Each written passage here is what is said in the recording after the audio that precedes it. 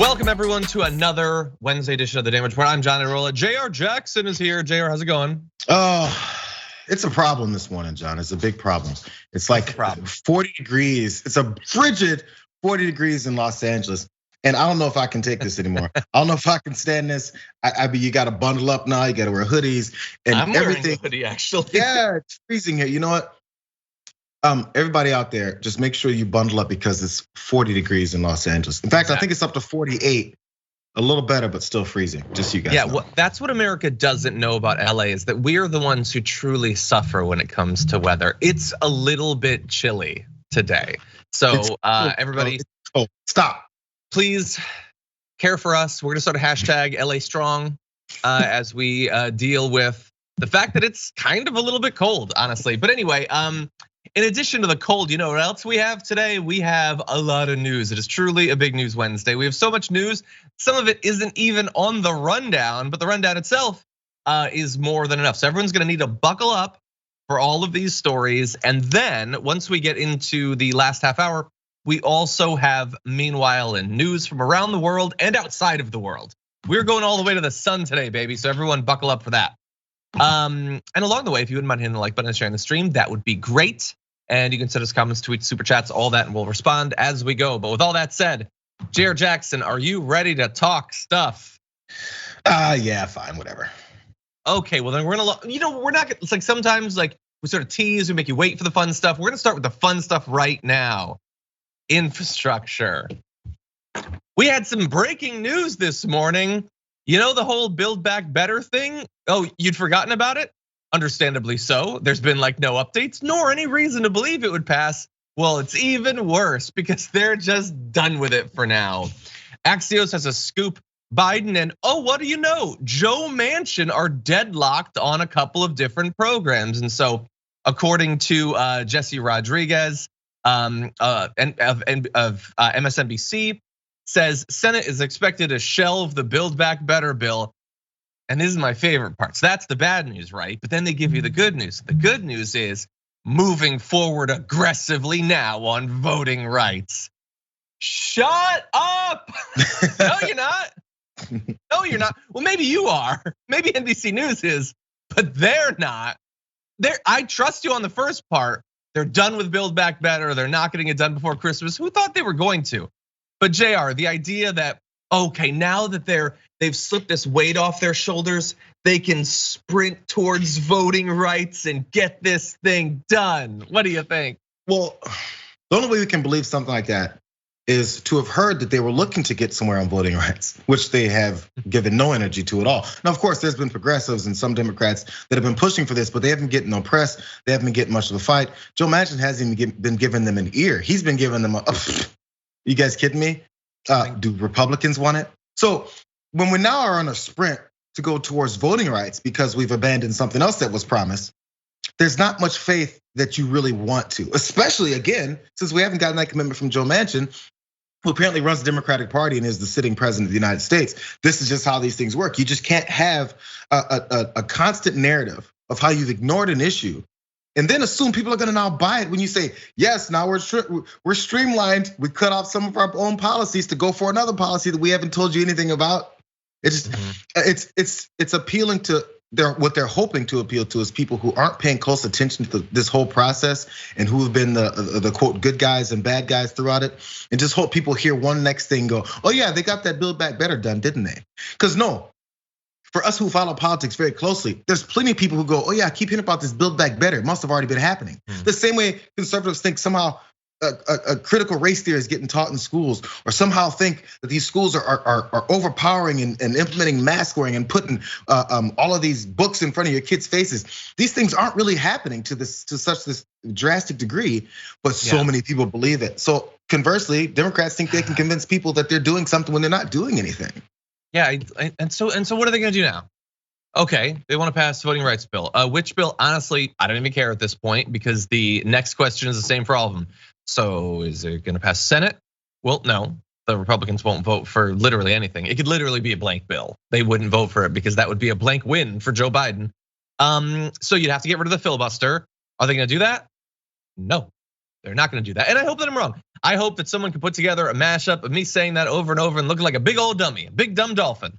But I don't think it's gonna happen. I don't think it's gonna happen. So what do you mean you're gonna aggressively go towards it? You're not gonna do anything aggressively. What does aggressive mean? That you're gonna have a press conference and it's gonna be the tag team of both Nancy Pelosi and Chuck Schumer talking about it? Is that gonna be aggressive? You're not gonna do anything. And by the way, on the Build Back Better, Manchin wants the child tax credit cut. He said he wants to zero it out. That's good. That's good.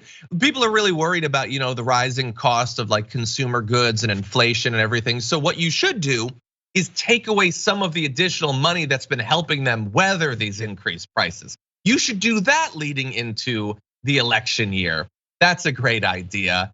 No, Manchin just doesn't want the programs to be there. He doesn't care that it would benefit Americans at large, that it would like overwhelmingly benefit people in West Virginia. We just did a story earlier this week about the fact that something like more than a quarter of seniors in West Virginia don't have a single one of their own teeth anymore. And this is the dude like single-handedly stopping dental care from being in the bill. They're not representatives. This isn't a democracy. Abandon all hope. Well, happy holidays, everyone. I hate everything these days. Okay, so anyway, that's your little update on infrastructure. Oh, and a bonus on voting rights. Your update is ain't nothing gonna happen, so that's fun.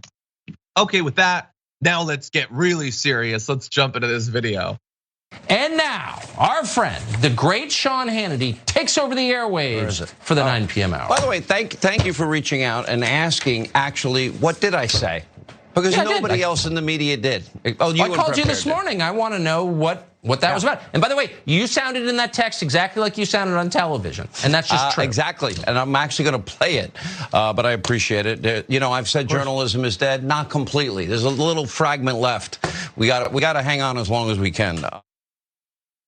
And you said it exactly like that's just true. No, it's not true. Actually, it's amazing how little of what they said was true. There was basically nothing in that. So Sean Hannity gets to play up like, thank you, Tucker, for reaching out to find out what I said. No one else would do that. Well, that is a lie. Justin Baragona, who spread that on Twitter, says it should be pointed out that multiple media outlets reached out to Fox News to get a response from Laura Ingraham, Sean Hannity, and Brian Kilmeade, as well as from the network itself, and we all got no response. Weird. So they had been trying to get comments, but it's not just the lie about the fact that nobody reached out to them. It's the lie about what, in theory, they would have been reaching out about. Sean Hannity made it sound as if they'd be asking what he said in the text messages, but we already know that. We have the text messages. Tucker Carlson said, no, by the way, it's just like what you said on the air, which we also have. No, we already know what you said both in private and public, despite the fact that you would have loved for us to never find out about that. We do know. Now we go to you to potentially get an argument as to why we shouldn't be appalled by your insane hypocrisy and lying to cover up for what happened on January 6th. But they won't even admit that that's the battleground that this discussion is going to be held on. So, Jesus. These guys have now been cornered with what they've said and what they haven't said all at the same time. And yeah, he can play back how he said the president should have stepped back and not done all this stuff, or maybe quell the crowd, how he said on air, which also he said in text. The problem with that is that the people that you're trying to continue to appeal to don't want to hear that. They don't like that you said that. That's the point. It's not that you said it and you're trying to get the president to stop. We get that because we know that you guys knew that was a disaster that happened on January 6th. We know that.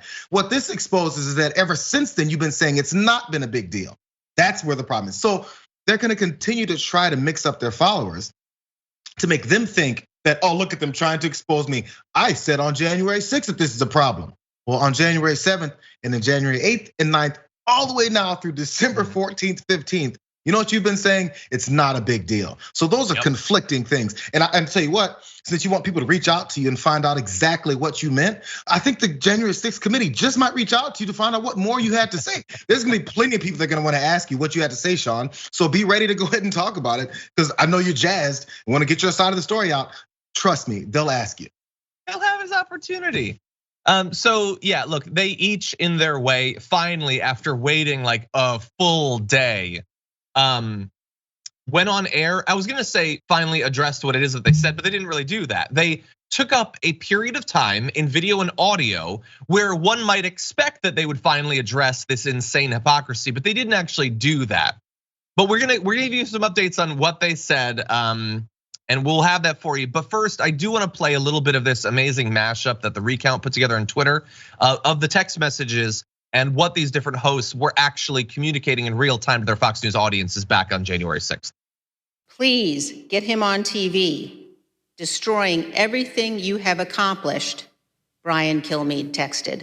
I do not know Trump supporters that have ever demonstrated violence that I know of in a big situation. Quote, Mark, the president needs to tell people in the Capitol to go home. This is hurting all of us. He is destroying his legacy. Laura Ingraham. An overwhelming majority of them, more than 99% had to be, were peaceful. Quote, can he make a statement? Ask people to leave the Capitol, Sean Hannity urged. And we had the reports that groups like Antifa, other radical groups, I don't know the names of all of them, that they were there to cause trouble. Those are all amazing, obviously, the lies that they told. But one thing I don't think we focused enough on yesterday in that with Laura Ingraham was she didn't say he has to do something, this is ruining his legacy. She said he is ruining his legacy. He's doing it. And that is obviously the through line to all this, is that they know that he is responsible for this. He called them to DC, he sent them to the Capitol, and then he waited and watched as hours and hours went by. He could have acted in advance of and response to literally any of those different steps, but he waited and waited and waited, and they know that, they know what they said. We're gonna go through more of it, but Jayar, what do you think? Yeah, so this is what they're now concerned about, is more and more of what they said and didn't say are gonna get exposed. It's trust, you guys can be off the hook. You guys were saying the right things on that day. Now, what you said since will just get you a little bit of, as Tandy called himself a journalist, journalistic malpractice. Because after that, you decided to lie about what you really thought and believed and saw that day to viewers that needed to hear that, so your ratings can stay where they were, so people won't start calling you rhinos, and so that Donald Trump won't come out and start calling you a bad person and all those things. Because he threatened with his Twitter. He even threatened world leaders with his Twitter. Yeah. We know that. So do you think he won't threaten some Fox hosts? In fact, he has. So anyway, we know that's the situation. Already. So now, it's not about your criminality here. It's showing what Donald Trump was doing, and what you definitely not. What they're more afraid of is not being exposed here. It's being exposed to Donald Trump, and now they're like, oh man, either I'm looking at the crossroads. I have to continue down one of these two lanes, continue to appease Donald Trump and lie about my lies, or actually go towards the truth, which will then bring Donald Trump's ire your way, which none of them want. Yeah, I feel like that's not much of a debate necessarily. So look, there you got Hannity implying that nobody was being fair in the media, despite the fact that the night before, it was already news that his text had already come out. He had Mark Meadows on his show and they didn't talk about it. That's a little bit suspicious, buddy. But what about Laura Ingraham? So she said last night, of course, the regime media was somehow trying to twist this message to try to tar me as a liar and a hypocrite who privately sounded the alarm on January 6th, but publicly downplayed it. Had they bothered to actually watch what I said the night of January 6th or read any of my public tweets from the afternoon of January 6th, they couldn't have denied the truth. So then she played an excerpt of her show from January 6th saying the Capitol was under siege by people who could only be described as antithetical to the MAGA movement. Now, they were likely not all Trump supporters, and there were some reports that Antifa sympathizers may have been sprinkled throughout the crowd. And then going back to last night, she says, does that sound like I was downplaying it to you? Well, first of all, yes, that does sound like you're downplaying. That's the clip you chose to play. You're multiple times down. First of all, it's the no true Scotsman or whatever. Like, well, the second they start doing bad stuff, they don't get to be MAGA anymore. Oh, and also it's probably Antifa at the same time. You're 100% downplaying it, you dingus. How do you think that buttresses your point that you're anything other than a liar and a hypocrite? Well, you know what that says is that that's the best thing that she could find, because they were looking for the best thing that she said that day. That's the best thing. They should have just cut together like all of her pauses. See, there were literally seconds on the show where I wasn't downplaying it. Anyway, here is the thing. She says, how could you say that I'm a hypocrite? Telling him he's destroying the legacy and then downplaying it. Well, I wasn't downplaying. Okay, have you not downplayed it? Well, let's see. On May 6th, you called the idea that it was an insurrection just a narrative. It's just a political thing. They just invented it. It's not anything to worry about. On February 9th, just a couple of weeks after the insurrection, she said, if you're conservative and you voted for Trump, they want you demoralized by the impeachment proceedings and the January 6th riot. At that point, she was still calling it a riot. And they want you to believe things will never get better. There is an insurrection taking place against America, all right. It's been going on for years in the deepest depths of the DC swamp. And now its figurehead resides at 1600 Pennsylvania Avenue. So were you downplaying it when you implied that the real insurrection is that Biden is president? Oh, what about this? Do you remember this one, Jayar? Remember when she gave awards for best performance by the cops testifying about how they were almost killed at that riot? When she was mocking their tears and doing her little Photoshop trophies, was she minimizing it there a little bit? Yes, I think in fact she was, Jayar. A little bit. It's weird. It's weird how twisting a complete narrative and only playing about 1% of the entire process of thought process she had doesn't make much sense. It's weird, but again, it's successful because when you've cultivated an audience that has no critical thinking skills and definitely no independent thinking skills to go outside of what their masters have told them to do, and then go look and compare and contrast what exactly happened versus what Laura Ingraham, Sean Hannity, them are telling them they said. Then they've already won the game. Like, we've got the minions. The minions aren't going. I've seen all the Despicable Me's. I've seen all the Minion movies because I got a 10-year-old kid. And those movies started when he was like 2. So I've seen all of them. I've seen all of them multiple times. You know what I've never seen the Minions do? Actually, you know what? Have they? What the Minions generally don't do, they don't go out looking for other jobs. They stay loyal to that one guy. They stay loyal to Gru, and they're never leaving him, no matter what happens, no matter how much he tosses them into dangerous situations. You know what the Minions do? They stay loyal. This is what they do. You can't do anything else but stay loyal. That's what they were made for. They're minions. Yeah. Well, that and to make huge amounts of money for the corporation. But I haven't watched those movies, so I can't attest to that. Maybe the audience can let us know. But Minion's marketing team never sleeps. That is totally true.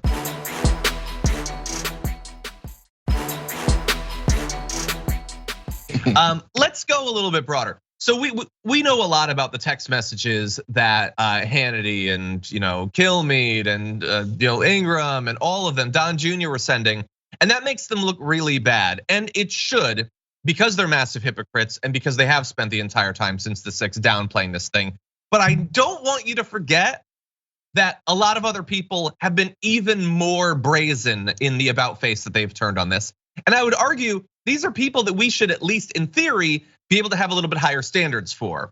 Because it can be very easy to forget in December of this year that some of the initial responses to the 6th were like very explicitly condemning Donald Trump individually.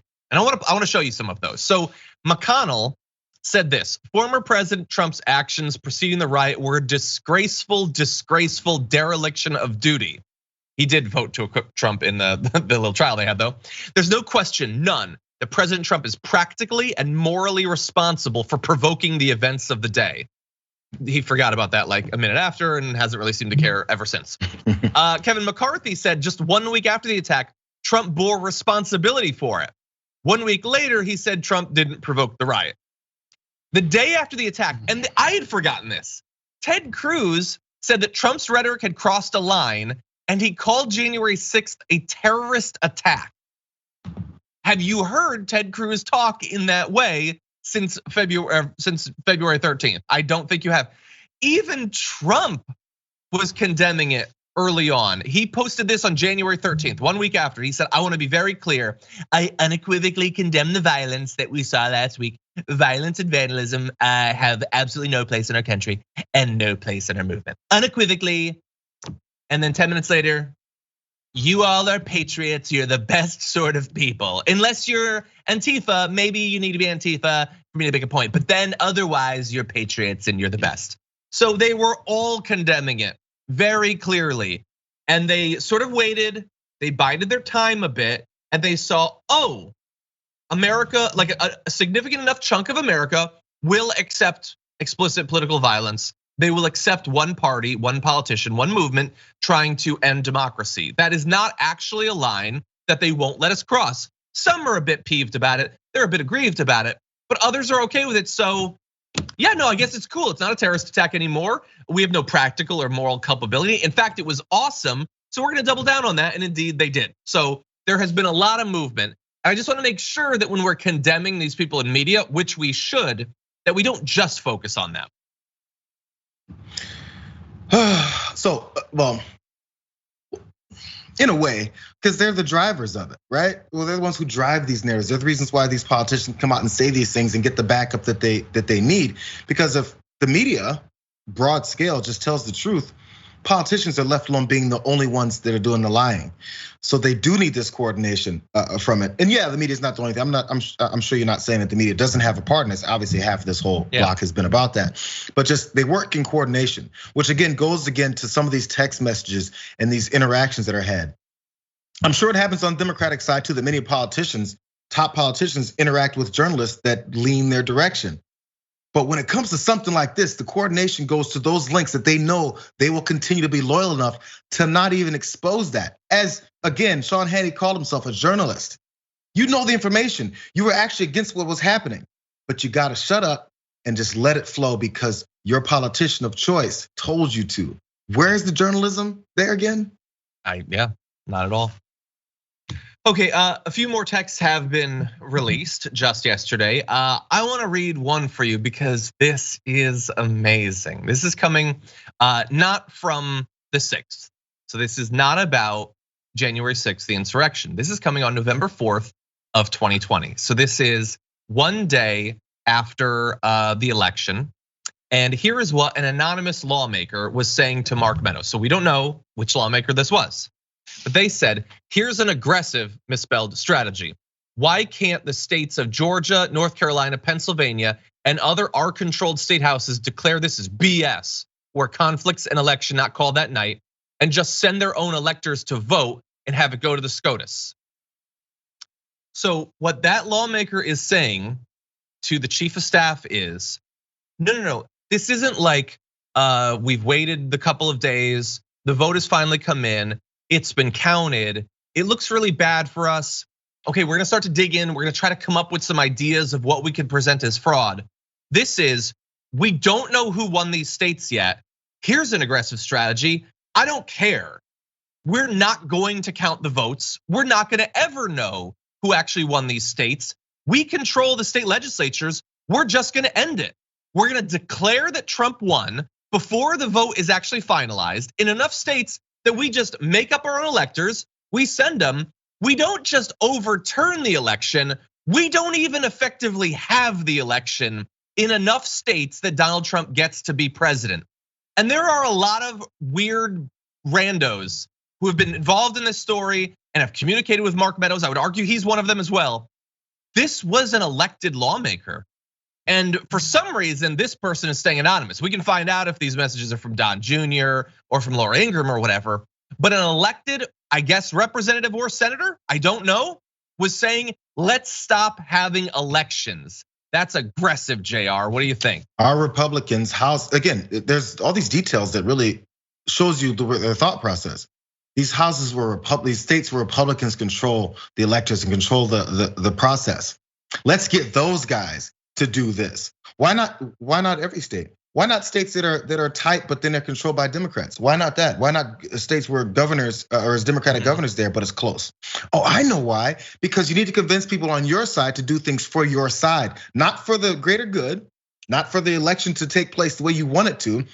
I mean, which should be legally and fairly.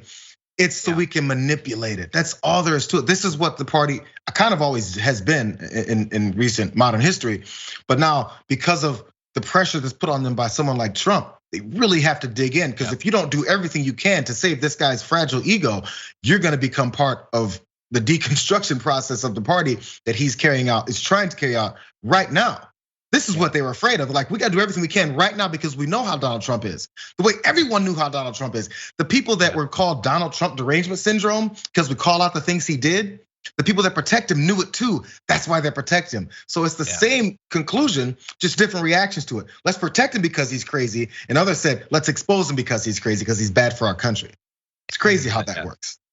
Yeah, and it's also crazy the different standards there. And again, I'm gonna waste 30 seconds, Sophie. Don't worry. I'm gonna point out that there's hypocrisy. Does that lawmaker think that Democrats can have an aggressive strategy in the next election and just stop the count, choose their own electors? Do they think that? Do they think that Vice President Kamala Harris could just not turn over power? I mean, she's vice president. They thought that Pence could do that. Cenk has been saying this for months. Do they think that? Oh, what about the Speaker of the House thing? So you know this plan. They're gonna have Trump be Speaker, and then they found this constitutional way where he just doesn't call the House to get involved with the vote, so he becomes president. Does a single Republican in the entire country think that Nancy Pelosi can do that? Now, I know they don't care, and no Democrat would do any of these things, but it is amazing how it is just about pursuing power, and we have virtually no one standing between these anti-democratic maniacs and the likely overthrow of our democracy. Yeah, you know what the other side is doing? The other side is not pursuing legal voting, not pursuing laws to protect legal voting. The other side is openly and directly trying to turn it upside down. Yes, you're 100% right. And Sophie is 100% mad. So we're gonna go to our first break. One more rhetorical question. No, okay, we're gonna go to our first break. When we come back, we got a lot to talk about: Islamophobia. We got student loans. Greg Gutfeld is mad. We got all this stuff. So don't go anywhere. We'll be back after this.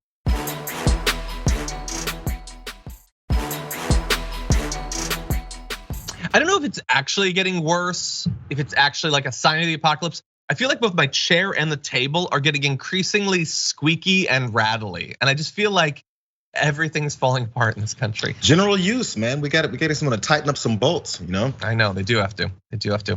And yeah. Okay, so with that, lots to talk about. Let's jump into this video. There are cynics who would rather see us divided on racial, ethnic, gender, and religious lines because it suits their political agenda. But I believe as Americans, we should stand united against all forms of bigotry. And thankfully, some other Americans also believe that, Ilhan Omar. And in fact, the House voted 219 to 212 just yesterday to pass Representative Ilhan Omar's legislation to create a special envoy to combat Islamophobia. And to mark the occasion, she put out a tweet saying the passage of this legislation in the House of Representatives is a huge milestone for Muslims around the world and a powerful signal that Islamophobia cannot be tolerated anywhere. Standing up against bigotry might expose one to attacks, but we shouldn't be cowards. Stand tall. And this bill establishes an office in the State Department led by a presidential appointee to monitor and report Islamophobia worldwide, modeled on a similar State Department office that combats anti-Semitism globally. We'd love to see the people arguing that we don't need this one argue that we don't need that one either. In any event, it passed on strict party lines, all Democrats voting in favor and all Republicans opposing, because not a single Republican out of a group of more than 200 thought, sure, yeah, we shouldn't fight. We shouldn't want people to be discriminated against or doing hate crimes against Muslims. Not a single one, Jayar. And that should be the headline. The headline shouldn't be Ilhan Omar's, well, it should be part of it because that is an accomplishment. For Ilhan Omar's bill to actually look into Islamophobia and addressing it because it's a serious problem in the country. That's a headline. Another part of it is, and every Republican in the House does not believe in protecting religious freedom. Let's keep it real, because they keep talking about religious freedom. Oh, we're the shining example on the hill. Oh, religious freedom. In other countries, you can't practice your religion without getting assaulted and murdered by other folks or people in power that disagree with your religion. But in this country, we're different. So when we're looking to actually galvanize that declaration of how awesome we are, every person in a major political party in this country says, no, we don't need to protect religious freedom, because that's what this is. It's protecting religious freedom. It's protecting Americans and anyone else who thinks they can become an American, because that's the other thing about America. We're a melting pot, aren't we? We invite the best and brightest of every other country in the world to come here and contribute to us. And then when they get here, if they don't happen to be Christian, it doesn't matter if someone wants to assault you, if someone wants to threaten you, if someone wants to kill you. It doesn't matter if you're an elected official. It doesn't matter. You got the wrong religion in this country. That doesn't sound like the shining example on the hill. That does not sound like religious freedom. It sounds like we cater to Christians and that's it. So if that's the case, which that's what they say already, but they just don't say it in these instances. If you say something with your vote, That's even more powerful than what you tell Sean Hannity on Fox News every night about how much you hate Muslims. Yeah. It's just the way this, it's just a declaration of who you are. So it's about time to go ahead and fess up to it. Yeah, and I think them voting against this demonstrates what they actually think of this area. But just in case it wasn't clear enough, the members of the House who've been most openly Islamophobic recently wanted to ensure that you know that that's where their heart is. So Marjorie Greene, who like all the rest voted against this, tweeted, "I will be voting no on Ilhan's submission bill. Phobia is an extreme or irrational fear. It's not irrational to fear Islamic terrorism or a religion that states its goal is world domination or the death of infidels." So she's a big dumb dummy. And the reason I say that is, like, a Republican is supposed to do most of that tweet. It's not irrational to fear Islamic terrorism. They're supposed to say that, implicitly conflating some Islamic terrorists with the entirety of the religion, but not explicitly saying it, you idiot. And obviously it's insane to say that at all. That would be like saying, well, any anti-Christian discrimination at all is justified because a bunch of priests have raped thousands of kids. If a priest rapes a kid, you must acquit, I guess, is the logic there. Now, in this case, she goes farther by saying, or a religion that states its goal is world domination and the death of infidels. So I don't know how a religion of more than 1 billion people supposedly is giving single statements about its purpose. And she doesn't know either, because she doesn't know a damn thing about Islam or Muslims. But she is stating there, it's not irrational to fear Islam, because Islam wants world domination and the death of infidels, which is an irrational fear for her to have, because that's not true. And there are hundreds and hundreds and hundreds of millions of Muslims who not only don't want any of that, but are far more peaceful and understanding and compassionate people than Marjorie Greene will ever be in her life. That is an extreme fear, an irrational fear. It is 100% a phobia mixed in with hatred and all of that as well, Jayar. Yeah, she's right about one thing. They're not really necessarily have a phobia of Muslim folks. They just have a severe anger and violent attitude towards them. They have a bloodthirst from Muslims, and it's so from their point of view, that's what works for them. That's what so the phobia is. You would think there's a fear, and maybe they're going to run away. Well, they want to tell their followers that, and then back that up with, but you know what you have to do? You can't run from these evil types. You have to confront them. So it turns from phobia to aggression when nothing was happening to you. Well, let's demonstrate some of that aggression. So again, she's still trying to pretend that she doesn't have Islamophobia, even though she totally just did a tweet justifying why she should be Islamophobic. But in case you didn't know, here's a little bit of a mashup of some of what she's had to say about Islam in the past. I've heard a lot of conversation from my colleagues across the aisle about Islamophobia in America, which we completely are against hate of any kind against anyone. There is an Islamic invasion into our government offices right now. The Democrats are now controlled by the jihad squad. Ilhan Omar doesn't deserve committees. She can represent radical Islam in the United States Congress. We're going to explain about how you can't swear in on the Quran. Okay, so not only does she have the negative emotions that we would lump into Islamophobia, but she is actively bigoted. She is going out. She can't stop talking about it. She is obsessed with Muslims. Not obsessed to ever like speak to a Muslim or learn anything about Islam or anything like that. She doesn't give a damn about any of her constituents who might be Muslim. But she does literally travel across the country to hound people simply for being Muslim. She is exactly the sort of person that this special envoy should be looking into. Remember they keep talking about how Joe Biden and Democrats don't know how to compromise. They don't know how to unify this country. That's why Joe Manchin continue to push the BS he pushes. Where's the unification? When are we going to unify? When are Republicans and conservatives going to unify for our country won't be as divided as it is? Because they keep talking about how divided we are. And they use that as a tool to say those other guys are dividing us. That's why you should be angry, fellow conservatives and Republicans, and fight back. So when are we going to unify? I'm hearing a lot of division from these statements that she makes because when you talk to people that way and call them jihad squads and all that, is that a unifying message? They keep talking about unity whenever Democrats fight back 5% of the time because they're so mean. I can't believe you said that about me. I can't believe that you want to take away my committee and you guys just want to control us. Where's the unity? I thought you were going to unify. Where's your Joe Manchin? I mean, they unified in all opposing this bill. They did that. 100%. Also, by the way, just a little footnote on this. So now presumably it has to go to the Senate, right? Okay, so I'm sure the Republicans will be more reasonable. Oh, but if they're not, if they're totally unreasonable in this regard, then I'm sure the Democrats will get rid of the filibuster and pass it, right? Okay, sure will. Anyway, okay, so we're gonna take a slightly early second break. When we come back, we're gonna be talking about student loans as well as Dr. Oz. We're gonna have to pick it up a little bit because we're falling a bit behind, but we're gonna have a lot more for you after this.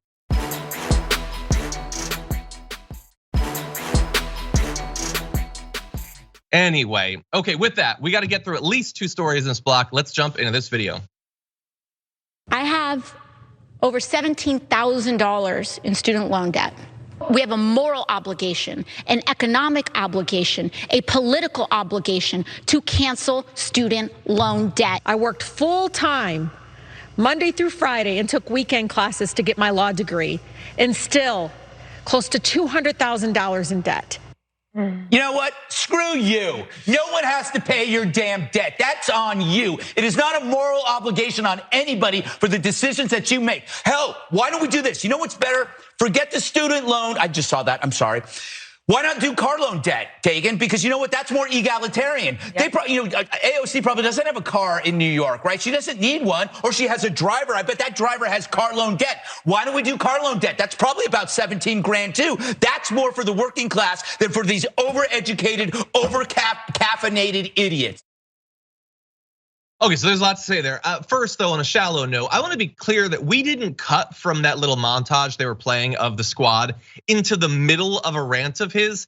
That was his totally authentic, totally natural. He'd been waiting through 45 seconds of video, and then screw you. He's being so serious and honest because authenticity, Jayar, is what matters in media. No, he's pretending to be worked up. He's pretending to care. He doesn't care. I want you to bear in mind as we talk about this, he is a multi-millionaire, as everyone at that table is. They're not touched by any of these earthly economic concerns, but they do have to pretend to be aggrieved on TV. So $8 million net worth. I mean, who knows for sure? Supposedly, like online, it says Brett's got $3 million or something, but he does make millions a year. So okay, so it seems pretty reasonable. Anyway, he is very worked up, Jayar, and he's got a better plan. Don't get rid of the student loans, get rid of the car loans. What do you think? Well, yeah, this is one of those easily, it passes easily with this kind of audience. This diversion to, well, if you have a car loan, how about we just get rid of that? And it actually makes absolutely zero sense to what their argument is. So if, again, I go back to the same thing because majority of conservatives, Republicans like to tout how great of a country this is, which is the reason why so many of people like us try to fight for it to continue to be better than it is. Because there's issues with it. So if you want to keep bragging, because that's their number one thing, we're patriots, we brag are the best, shining example on the hill, upward mobility, land of opportunity. So if people want to get upward mobility, the only way to do that is to, in many ways, because we've been pushing that direction, is to go to certain institutions and study certain things for a certain number of years to be considered for these kinds of jobs where you have upward mobility, where you have an opportunity to better yourself, to come from scraps, rags to riches. All these stories that we love to talk about and praise people for. Once it comes to how to do it, it's no, don't want to do it, because once you cut out those details, you can just start demonizing people, and the ones who make it for whatever help they get or for whatever ways they find a roundabout way to avoid all of the hurdles that are put in place. Yeah, we call those people heroes, and look, they're the best of among us. But there's so many talented, good people that may do jobs better than Greg Gutfeld does it. That what's his job? Don't have the chance, that don't have the opportunity. So yeah, sure, car loans. You don't have to get a car loan in order to get to maybe to your job. But you know what that your city probably put in place? Public transportation, a bus, a train system, all those things. Are you against that kind of help? Those things are cheaper than a car loan. Probably he is against those things. Now look, he's trying to divert people. He doesn't want them to see that there are representatives who actually worry about their debt, because many conservatives are watching that video and they have student loan debt. And they're watching someone who supposedly is a right-wing populist and cares about their economic anxiety while doing a whole segment about how the government shouldn't help them. So he diverts with the car thing. Okay, well, let's engage with that. He's totally fine with us bailing out businesses and huge subsidies going to businesses to pay for necessary equipment, research, all that. Okay, for most people, their car is necessary for them to be able to have a job. Why doesn't the government subsidize auto loans? It's a necessary investment for them to be able to engage with our economy. Let's actually have a discussion about that, but he doesn't want that. He has no interest in that. It's all about the diversion. It's all about him pretending to be worked up. We have a little bit more of that here. Dana, you know what? I would be for canceling the student debt if the colleges paid for it or if the banks did. But you put that on taxpayers. I will actually volunteer for the war. I will join the army because you ain't making me pay for your stupid. Anyway. Okay, I don't know what that is. He's pretending to be worked up. He definitely ain't joining no army, and he definitely isn't actually a comedian because none of that was funny either. But he's saying there, why should we ever have to pay for your debt? Again, the US government pays for the debt of corporations and buys out corporations and throws around money to corporations. All of this, he never has an issue with any of that, never raises a single issue with any of that. But when you finally have people in government that are like, I think all of our great resources, all of our power and money should go towards making your life a little bit better, he gets all angry, or at least has to pretend to, because that's what they're there for, to stop people like AOC and others from influencing government policy. And as you point out, many of the people that are listening to him that are probably agreeing with him on these types of angry rants are in the same boat, which is, again, you pointed out. But there's this weird superiority thing we have in the country. It's probably human based, where you gotta have this hierarchy. And even people who aren't in a higher level of it, who are still on the bottom folks who are getting crap thrown on them, they're like, well, I'm just like I'm just like Greg Gutfeld. I'm sick of having to pay for these poor people. You're one of the poor people, you idiot. You're one of the people that's getting exploited in this system, and this guy's telling you he's just like you when he's nothing like you. Because when you're talking about paying for these bailouts, you're talking about, John, or paying for these tax cuts for people like Greg Gutfeld and people who make even way more money than him.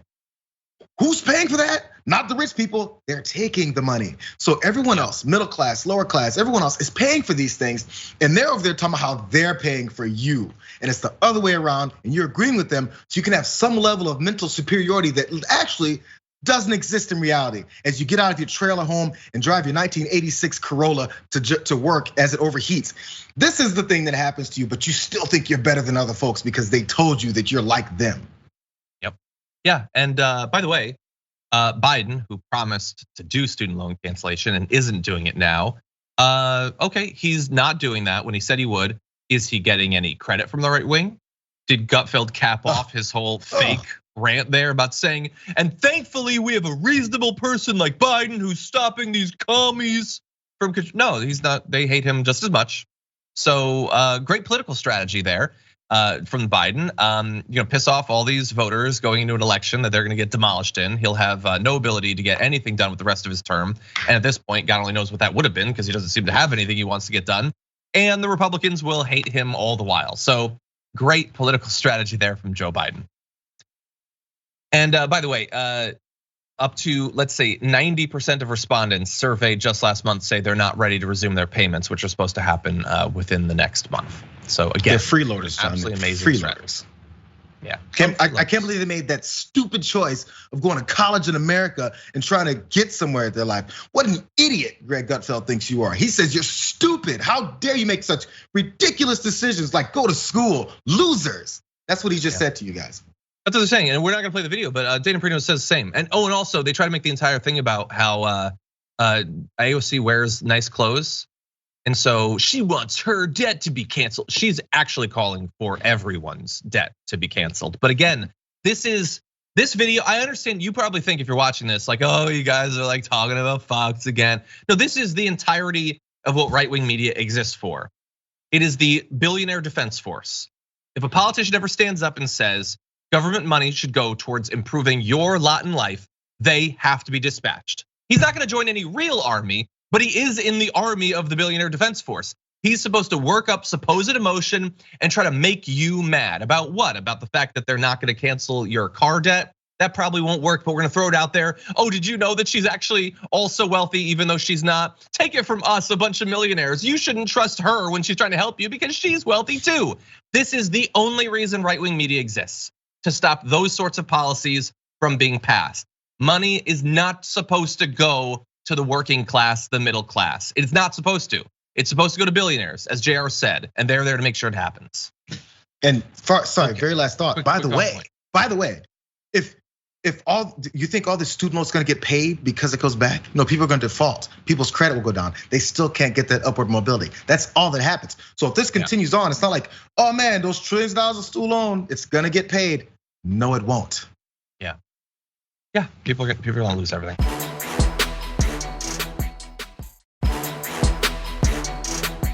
Okay, let's jump into our last topic for this hour. We don't have much time. Last year, we showed you multiple times great work, I believe it was by Insider, into some of the financial scams that Donald Trump and some other Republicans were using to effectively steal money from their greatest supporters, where you would donate money, and unless you were effectively Sherlock Holmes, and you saw all of the ways they were signing you up in advance to have more and more money taken out of your account, that would happen. And some of his greatest supporters had their bank accounts drained to the tune of thousands and thousands of dollars. And they eventually had to give back over $10 million in donations that they had arguably stolen from their supporters. Well, Dr. Oz, if he's anything, is a massive con man too. And so what do you know? He's doing the same thing in his bid to become a senator in Pennsylvania. So campaigns using a tactic that's previously been exploited, doubling initial contributions or signing people up for recurring monthly donations. So if you go to this and you say, I'm gonna give $1,000 to Dr. Oz because I saw him on TV 20 years ago or something, well, you better check you better uncheck, I should say, all of these check boxes because they'll automatically make it monthly. They'll have it so that like later on like his birthday or something, you'll also deduct an additional $1,000. That's fun. And so you need to watch very carefully. I don't know how this is still legal. It is so obviously manipulative. And you might say, I'm not gonna get caught by that. I'm on the internet, I know what's going on. Okay, what about like your grandpa? What about like your dad, your mom? Do you think everyone's gonna notice this? This is designed to sucker people, to get people who don't pay enough attention to hand over a ton of money. Yeah, the one thing you can definitely bet on is the people that are looking to raise money, make money, take your money. They've looked into all ways of how this can work. They definitely didn't go into this and go, oh, we'll just kind of throw this out there. It's planned to the very last detail to make sure they get money from you. So there's no oversight. There's no, oh, it's accidental. This is very purposeful because people that raise money know how to raise money, especially when it comes to political things and things when it's nefarious ways to do it. They've planned it. They put it together. Yeah. And by the way, the platform that he's on, this WinRed one, maybe we can go to one of these graphics, seems to indicate that they understand that people get fooled into this. We're gonna jump ahead a little bit. It says, an additional charge on your account will only ever occur if you opt into recurring donation or money pledge. Sometimes these get opted into by mistake. And we have a donor support team on standby ready to help. We encourage you to double check any check boxes before confirming your donation because a lot of people on this platform are shady AF. And so they're probably gonna con you, so really be careful. I mean, we'll save you afterward if you happen to even notice that this money is being discounted. But this is all a numbers game, really. And the candidates are hoping that you won't and that they won't have to give it back. And in fact, they know that they will have to return some of this money, but they're just factoring that into their fundraising. Absolutely. It's all a big scam, so thanks for being on WinRed. That's basically what this is. How about this? How about it'll only ever be taken from your account if you opt into it by checking it? How about that? How about we have the respect for our donors? These are literally people who are already trying to give us money, where we have the box and you have to click on it before we'll take your money. That's a radical idea. Crazy how that works. No, but now you would think it'd be a hassle to pay back this money to folks who need it later. But they put together a system where they can do that automatically because they know that's the system. It'd be a hassle if they didn't have that plan. They just thought it was a nice way to get some money for your campaign. No, the plan is to make sure enough people don't understand what's happening and continue to give. Totally. Okay, buddy, that's our first hour, but there's a lot more Big News Wednesday where that came from. We're gonna take a short break, but don't go anywhere on Twitch, YouTube, and the members app. We've got more news. We've also got Meanwhile in. We will see you in just a few minutes.